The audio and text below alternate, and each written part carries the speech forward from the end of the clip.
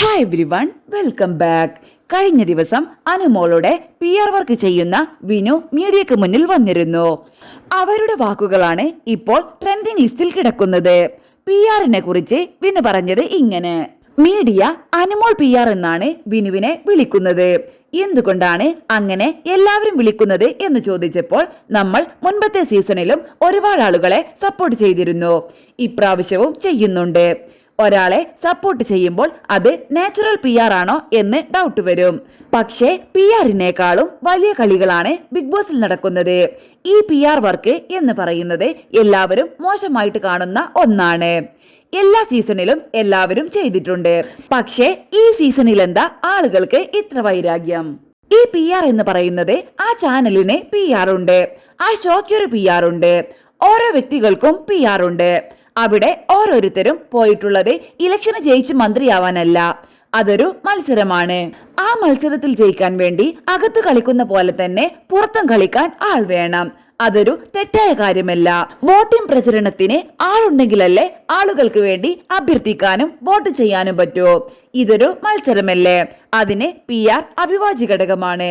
അല്ലാതെ ഇവരുടെ കണ്ടന്റ് എങ്ങനെ പുറം ലോകം അറിയും?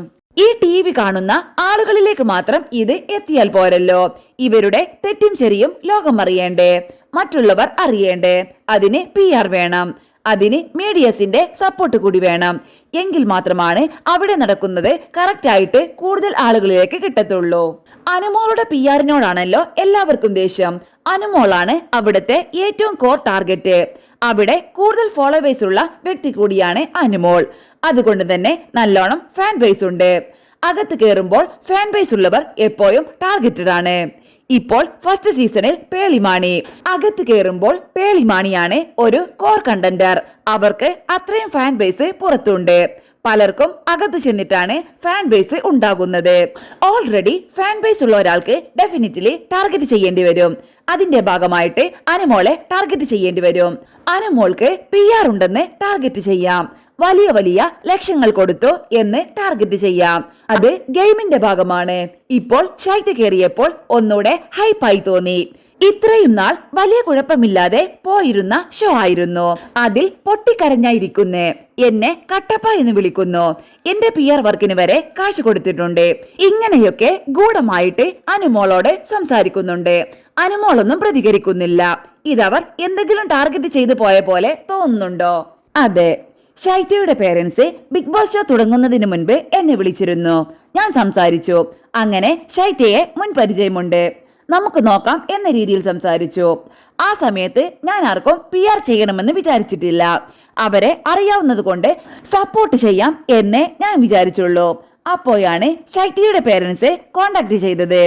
എനിക്ക് കുറച്ച് കഴിഞ്ഞ് റിപ്ലൈ കൊടുക്കാൻ കഴിഞ്ഞുള്ളൂ. അപ്പോൾ ഞാൻ പറഞ്ഞു PR-ന് നല്ലോണം ഫണ്ട് വേണം എന്നൊക്കെ.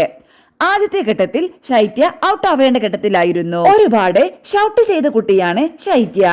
പല റിയാലിറ്റി ഷോകളിൽ അർഹിച്ച അംഗീകാരം കിട്ടാത്തതിൽ പേരൻസ് വളരെ നിരാശരാണ്. ഇത്രയും ടാലന്റ് ഉള്ള കുട്ടി അർഹിച്ച സ്ഥലത്തെത്താതെ പോയതിൽ ഒരുപാട് വിഷമമുണ്ട് അവർക്ക്. അങ്ങനെയാണെങ്കിൽ ഞാൻ ശൈത്യക്ക് വേണ്ടി വർക്ക് ചെയ്യാം. പക്ഷേ അത് PR വർക്കല്ല, കാരണം അവർക്ക് വേറെ ടീംസ് ഉണ്ട്. PR വർക്കിന് ഞാൻ ഒരു പ്രോമിസ് തരാം, ഒരു മാസം വർക്ക് ചെയ്ത് നോക്കട്ടെ, എന്നിട്ട് വർക്ക് ആവുകയാണെങ്കിൽ കണ്ടിന്യൂ ചെയ്യാം. സാധാരണ ഞാൻ ഒരു മാസത്തിന് 3 ലക്ഷത്തിനാണ് വർക്ക് ചെയ്യുന്നത്. അവരുടെ സിറ്റുവേഷൻ വെച്ചിട്ട് ഞാൻ 1.5 ലക്ഷം മാത്രമേ അവരിൽ നിന്നും വാങ്ങിയുള്ളൂ. അതെനിക്ക് തന്നത് ഫസ്റ്റ് വീക്കിലെ ഒരു എവിക്ഷൻ ഉണ്ടായിരുന്നു. RJ ബിൻസിക്ക് പകരം ശൈത്യ ആകേണ്ടതായിരുന്നു. ഇപ്പോൾ വോട്ട് കാശ് കൊടുത്ത് ചെയ്യുന്ന ടീമുണ്ട്, ആളുകളെ കൊണ്ട് ചെയ്യിപ്പിക്കുന്നതാണ്. അതിനു വേണ്ടിയിട്ടാണ് ശൈത്യയുടെ പേരൻസ് തന്നതിൽ 70,000 രൂപ വരെ ചെലവായത്. ശൈത്യ എവിടെയും റീച്ച് ആയിരുന്നില്ല. അവരെ റീച്ച് ആക്കാൻ വേണ്ടിയാണ് പിന്നീട് ശ്രമിച്ചത്. അനുമോൾക്കറിയാം എന്നെ കോണ്ടാക്ട് ചെയ്തവരെയൊക്കെ, പക്ഷെ അവൾ പറയില്ല.